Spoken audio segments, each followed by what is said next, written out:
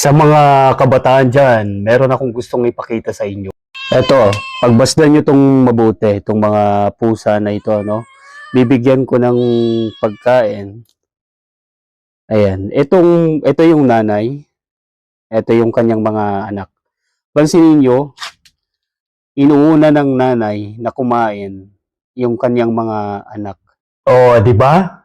Alam mo, kung ganito ka kamahal ng magulang mo, ng nanay mo, huwag mo palampasin. Suklian mo ng kabutihan. Kaya kung ikaw ay estudyante, mag-aral ka ng mabuti. Huwag mong sayangin ang oras.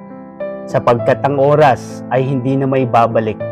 Ika nga sa kanta ng SB19, "'Cause one day we'll run out of time, memories will leave them behind, many things we can't control.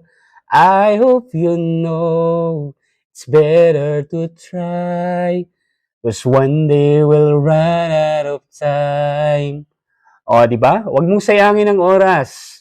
Kaya sa huling mensahe, narinig ko na ito sa mga kilalang mga tao o personalidad. Tandaan mo ito. The most valuable coin in our life ay time.